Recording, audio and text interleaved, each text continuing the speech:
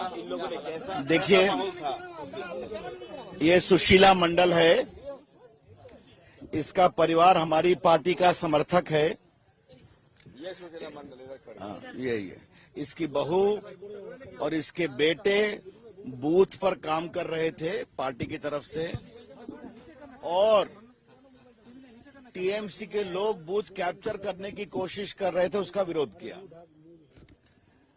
घर पर आकर के पूरे घर को तोड़ा, उधर सामान छीना, उनके बेटे को तलवार से हमला किया, उनकी बहू को पीटा, इनके बूढ़े पति बोल नहीं सकते हैं, उनकी पिटाई किया, ये दरवाजा भी तोड़ दिया। अब मैं अपने एक ही नहीं आशुन अब आप देखिए। अरे ठीक है, चलो। ये सुशीला मंडल है, मालूम है ना आपको? अति पिछड़े समाज से आती है। ये क्या हो रहा है ममता जी? ये क्या हो रहा है? एक गरीब की झोपड़ी में आपके लोग आकर के उठापटक करते हैं, तोड़ देते हैं, सामान फेंक देते हैं, इसके बेटे को कटारी से मारते हैं, और उसकी सुरक्षा के लिए पार्टी को उसके लिए बाहर व्यवस्था करनी पड़ती है, और बात करती है लोकतंत्र की। शर्म आनी चाहिए ममता जी आपको। बहुत हिम्मत दिखाया आप। बस न्याय की मांग कर रहे हैं, बस न्याय की मांग कर रहे हैं। अभी क्या घर वापस आ सके? नहीं आ सके। इसलिए इनको न्याय मिलना चाहिए।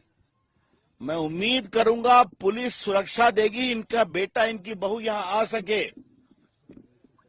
और ममता जी, मैं आपसे पूछ रहा हूं, एक गरीब सुशीला मंडल का बेटा और बहू अपने गांव के घर में आ सकते हैं कि नहीं आ सकते हैं? ये कौन सा लोकतंत्र है? अगर इसका एक कतरा भी किसी बीजेपी रूल स्टेट में हुआ होता तो तूफान खड़ा कर देते कांग्रेस पार्टी, राहुल गांधी, सीताराम येचुरी, सीपीआई, नीतीश कुमार, जो इतने लोग बने हुए हैं। और यहां एक गरीब के साथ ये बदसलूकी हुई है, ये बहुत दुर्भाग्यपूर्ण है। हम इसकी भर्त्सना करते हैं और हम अपील करेंगे इसके बेटे को सुरक्षा में से घर लाया जाए। ये अपने बेटे बहू के लिए तड़प रही है।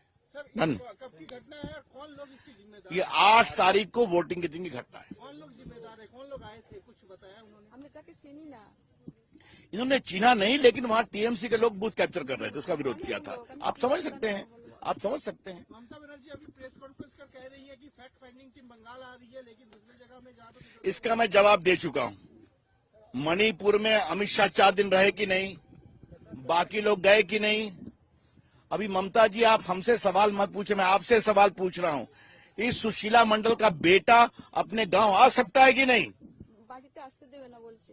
कारा बोलेছে? বলছে ভিটে উঠতে দেবো না। कारा बोलेছে? এই ওই বিজেপি পার্টির লোকেরা বলছে বাড়িতে উঠতে দেবো না, ভিটে ছাড়া করতে করবো।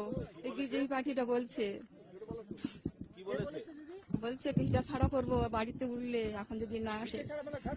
হ্যাঁ, ও ভোটের পরের দিন থেকে চলে গিয়েছে। मैं एक ही आग्रह करूंगा, इस महिला ने हमें ईमानदारी से बताया है और आपको भी ईमानदारी से बताया है। और ममता बनर्जी का ये भी टेस्ट है कि इसके ऊपर इसका खामियाजा नहीं होना चाहिए। ये बात हम कहना चाहते हैं। भाजपा के कार्यकर्ता हमारी इनकी सुरक्षा में चिंता करेंगे। না আসে আমি কি করে থাকবো? একটা বয়স্ক লোক নিয়ে चलो তাকে তুলতে পারি না, খাওয়াতে পারি না, আমি কি করবো বলো? আমার বাড়ির বাচ্চা যদি চলে যায়, না থাকে, আমি কি করে রাখবো ওর বাচ্চা, ওরা মানুষটাকে নিয়ে? আমার ভয় লাগছে বাবা। রাত্রি কালকে ছেলে বাবা মারবো করছে এসে, আমার ভয়ে আমি ঘরে চুপ করবো। हमारी पार्टी आपके साथ है। একটু দরজা দিব, और देखिए, দরজাটা ये ভেঙে দিই। पत्रकार लोग भी आपके साथ हैं, इन्होंने आपका दर्द सुना है, हैं? और मैं उम्मीद करूंगा कि ममता जी इसके आंसू को देखेंगी और समझेंगी।